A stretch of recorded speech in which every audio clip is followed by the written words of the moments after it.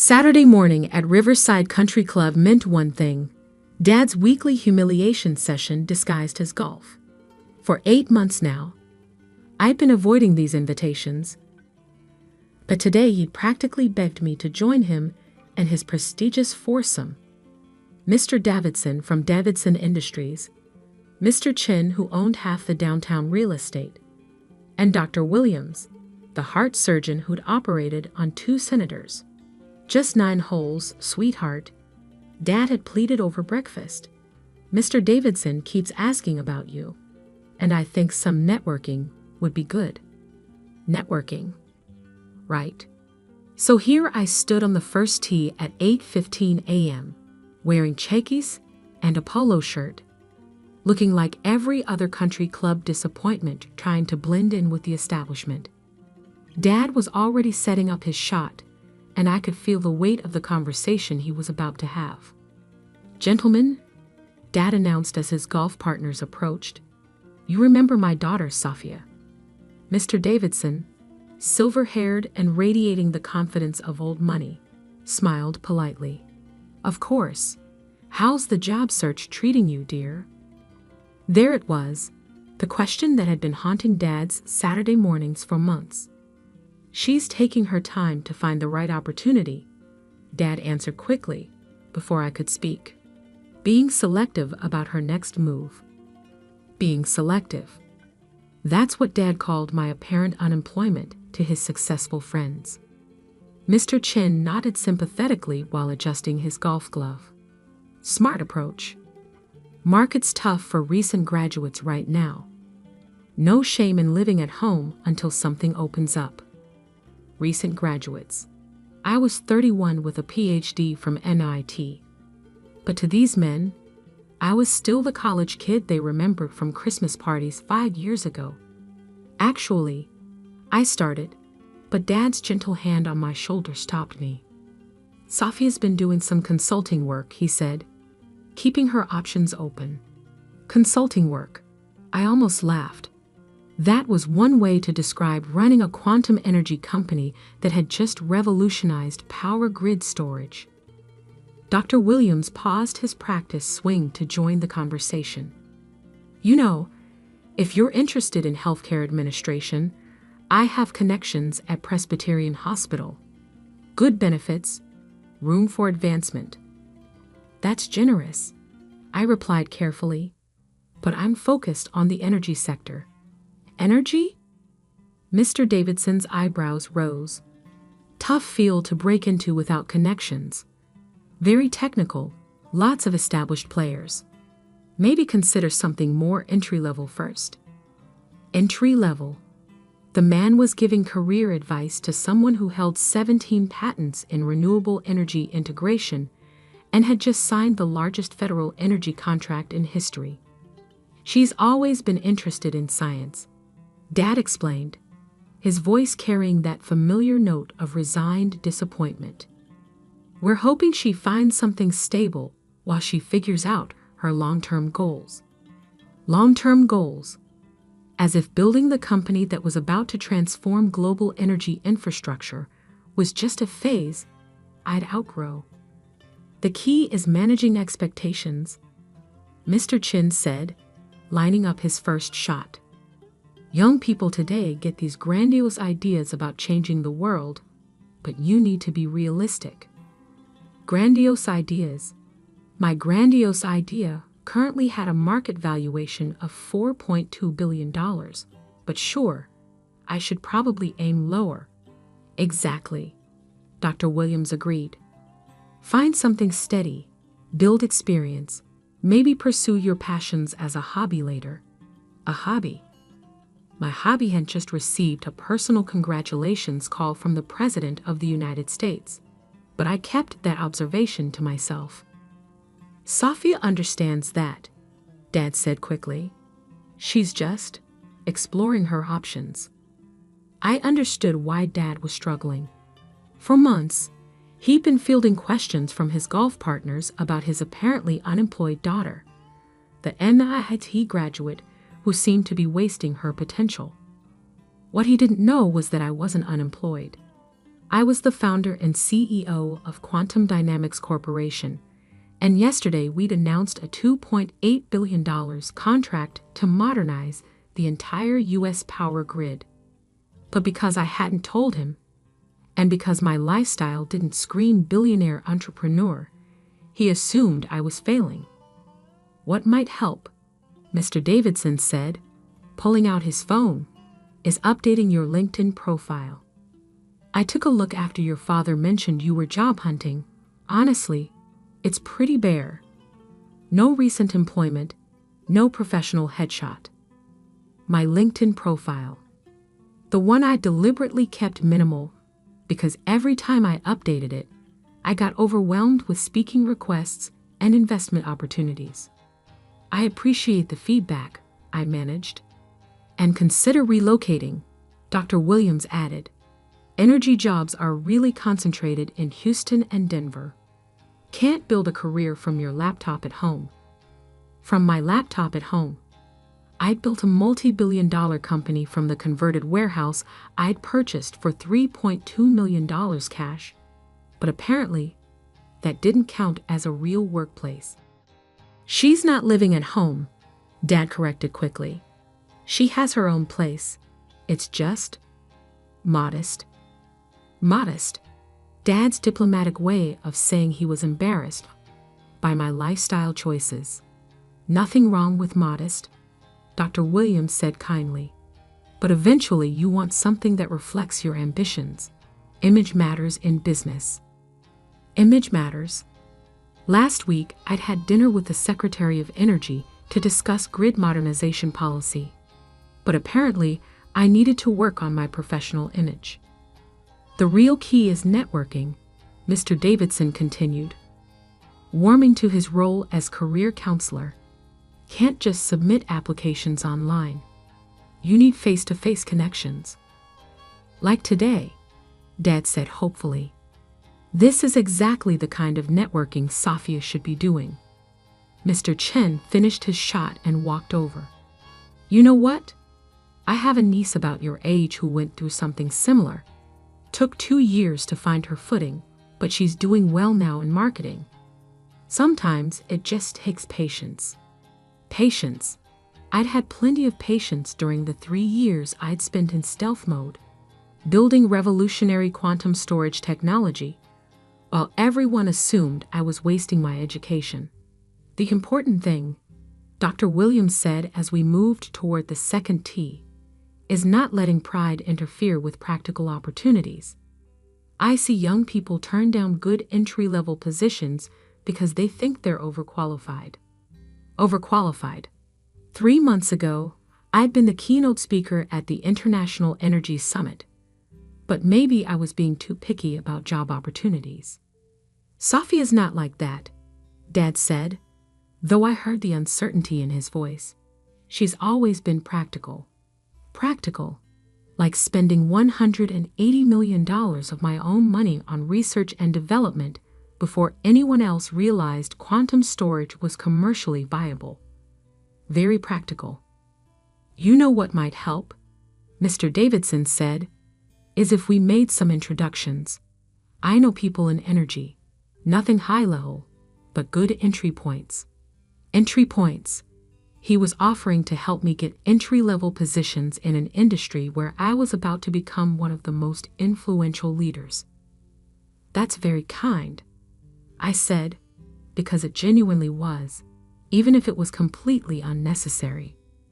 "We should set up informational interviews," Dan said, his excitement growing. "Help Sophia understand how the industry really works." Understand how the industry works. I held more renewable energy patents than anyone under 40, but apparently I needed informational interviews to grasp basic industry concepts. We'd made it through 4 holes with more career counseling than golf, and I was starting to feel genuinely sorry for Dad. He'd clearly been making excuses for my apparent failure for months, trying to maintain his reputation among friends who all had successful children. "What you really need," Mr. Chen said as we waited for the group ahead to clear the green, "is a mentor. Someone who's navigated the business world successfully. Excellent idea. Dad agreed immediately. Safia would benefit tremendously from that kind of guidance. A mentor. My board of directors included the former Secretary of Energy, a Nobel Prize winner in physics, and the founder of Europe's largest renewable energy company. But perhaps they weren't the mentors Mr. Chen had in mind. I'd be happy to help, Mr. Davidson offered. Start with basics. Proper cover letters, interview techniques, professional presentation. Professional presentation. 2 months ago, Anderson Cooper had interviewed me for 60 minutes about the future of clean energy. But sure, maybe I needed help with basic communication skills. And confidence building, Dr. Williams added. You've been pretty quiet today. In business, you need to advocate for yourself. Quiet. I was quiet because I was trying to navigate a conversation where 4 successful men were giving remedial career advice to someone who'd accomplished more in their industry than they had in theirs. She's always been reserved, Dad explained. But you're right. She needs to learn self-promotion. Self-promotion. Forbes had called me the most transformative energy entrepreneur of the decade, but apparently I needed help getting my message out. As we approached the 5th tee, Mr. Davidson pulled out his phone again. You know what? Let me call my friend Mark Thompson right now. He runs a renewable energy consulting firm, small operation, but perfect for someone starting out. Starting out. He was about to offer me entry-level employment at a company that probably licensed technology my patents had made possible. That's really not necessary, I started. Nonsense, he waved me off. Mark's great with young people. Let me just... He was actually calling someone to get me a job. The gesture was so genuinely kind and so completely misguided that I felt awful for not stopping him. Mr. Davidson, before you... No need to be nervous, he said, dialing. Mark's very approachable. Dr. Williams nodded approvingly. This is exactly what you need, Safia. Sometimes one person believing in you opens all the doors. One person believing in me. The president had personally called to congratulate me on our Department of Energy contract, but Mr. Davidson's faith was touching too. Really, that's not. Mark, Bill Davidson here. I have a brilliant young woman who might be perfect for that junior analyst opening. Junior analyst. I was about to be recommended for a position analyzing the same market trends my company was creating. Yes, energy sector, MIT PhD, very sharp, just needs the right opportunity. That's when Mr. Chen, who had been half listening while setting up his shot, suddenly straightened and stared at me. Wait, he said slowly. What did you say your last name was? Morgan. Safia Morgan. His eyes narrowed as he studied my face. Why do you look so familiar? Dad glanced over, still half focused on Davidson's phone call. She has one of those faces. People always think they recognize her. But Mr. Chen wasn't satisfied. He pulled out his phone and started typing. Safia Morgan, Energy, NIT. I watched him Google me, knowing exactly what he was about to discover. Holy shit. Mr. Chen's face went white. Bill, hang up that phone. What? Mr. Davidson looked confused, still mid-conversation. Hang up the phone. Right now. The urgency in Chen's voice made Davidson quickly end his call. Mark, let me call you back. All 3 men turned to stare at Mr. Chen, who was looking at his phone like he'd seen a ghost. Gentlemen, Chen said slowly, I think we may have made a significant error. What kind of error? Dr. Williams asked. Chen turned his phone around so they could see the screen. It showed yesterday's CNBC interview. Me sitting across from the anchor with the tire I'm reading. Sophia Morgan, CEO, Quantum Dynamics Corp. $4.2 billion federal contract. The silence that followed was absolute. Dad's face cycled through confusion, recognition, and then something approaching shock. Yesterday's CNBC interview. Chen read aloud. CEO Sophia Morgan discusses revolutionary quantum storage technology and $2.8 billion Department of Energy contract. Davidson slowly lowered his phone. You're the quantum energy CEO from the news. The one who solved grid storage, Dr. Williams added, his voice barely audible. The youngest person ever to sign a multi-billion-dollar federal energy contract. Chen finished. All eyes turned to me. Yes, I said simply. That's me.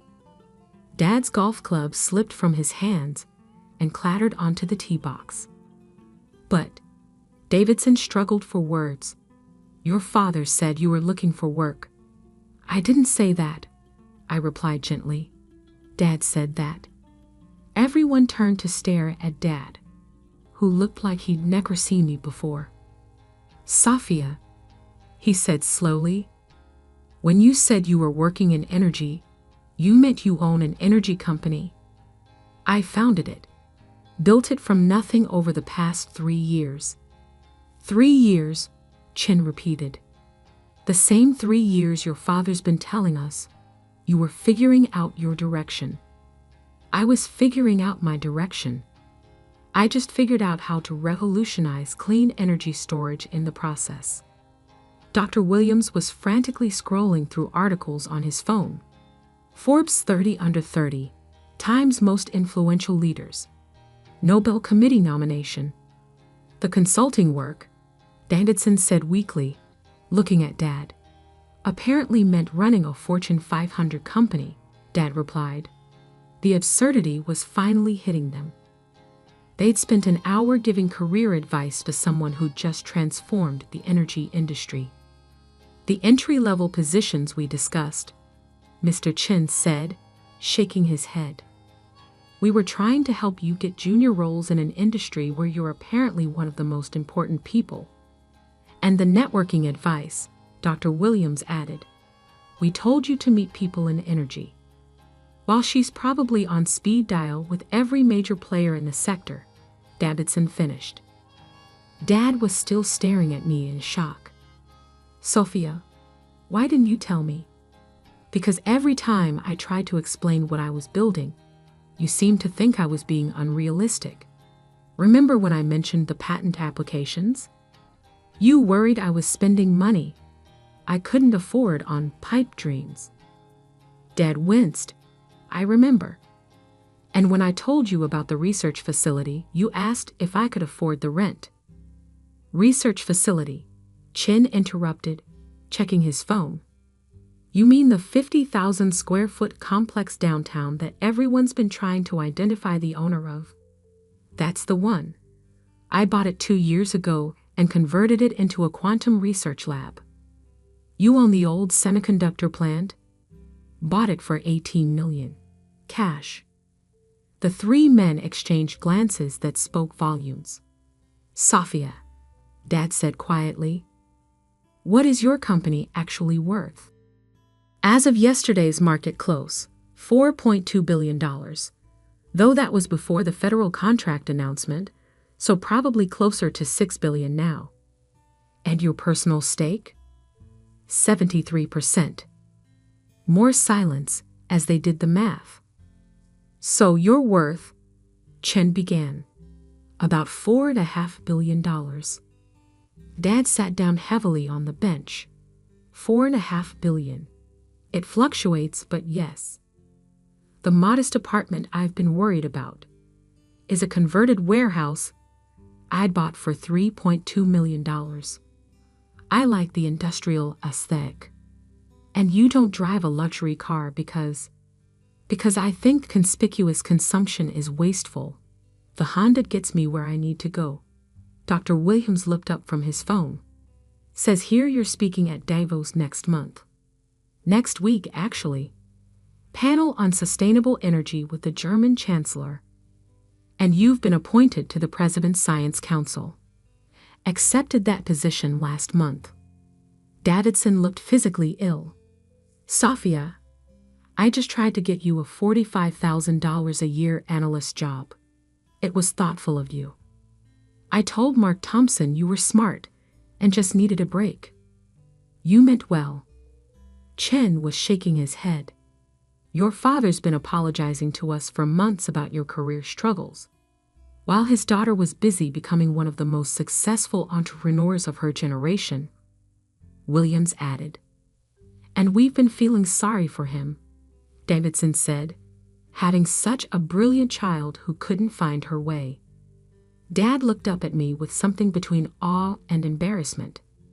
Sophia, the worry I've been carrying. I know, Dad. I'm sorry I didn't handle this better. I just got tired of arguing about whether my goals were realistic. Realistic, Chen muttered. We were telling the CEO of a multi-billion-dollar company to be more realistic about her career expectations and to consider entry-level positions, Williams added. In companies that probably license her technology, Davidson finished. The irony was overwhelming for all of them. When Mark asks why I hung up, Davidson said weakly, what do I tell him? You could explain that you discovered the person you were trying to help actually owns patents that his company uses. Dr. Williams started laughing. Genuine, incredulous laughter.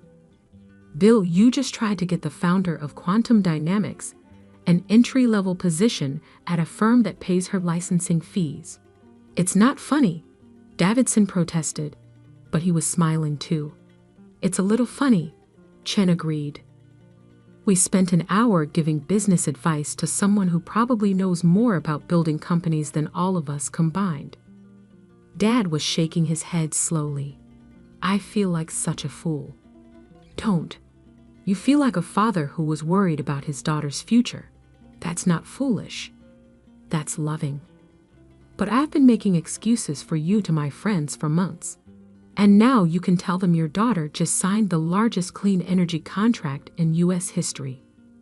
The mood was finally shifting from shock towards something that might eventually become pride. The confidence advice we gave you, Williams said, about speaking up for yourself, was actually good advice. Presentation skills always need work. But you've already presented to everyone who matters. I've presented to everyone who matters now. But I remember starting out and not knowing anyone. Your advice would have been valuable then. Davidson was putting his phone away. Sophia, when we were telling you about being confident in interviews, I was taking mental notes. Even successful people can improve their communication skills. You were humoring us. I was learning from you. Success in one area doesn't mean I can't learn from people successful in other areas. Chen nodded thoughtfully. That's probably why you've achieved so much. You're still willing to listen, even when the advice comes from people who don't realize you're already far beyond where they're trying to help you reach, Williams added. We'd somehow turned a golf outing into the most surreal career counseling session in country club history. So what happens now? Dad asked. Do we finish the round? I looked at these four men who'd spent their morning trying to help someone they thought was struggling, only to discover their advice recipient was more successful than they'd imagined possible. I'd love to finish, I said. Though maybe we could talk about something other than my employment prospects. Deal, Dad said immediately. Though I reserve the right to ask about quantum energy storage, since apparently my daughter is reshaping the future of electricity, and I've been too worried about her rent to notice. That's fair. As we walked toward the 6th tee, Mr. Davidson fell into step beside me. Sophia, I hope you know everything this morning came from genuine care. I absolutely know that, and I'm grateful for it, even though our advice was completely off base. Your advice wasn't off base, it was misdirected. But the impulse to help someone succeed, that's never wrong. He smiled. Your father raised a very gracious daughter. He raised someone who understands that successful people lift others up, even when they don't realize how high that person has already climbed. And with that, we finished our round, not as a worried father and his struggling daughter, but as a family learning to see each other clearly for the first time.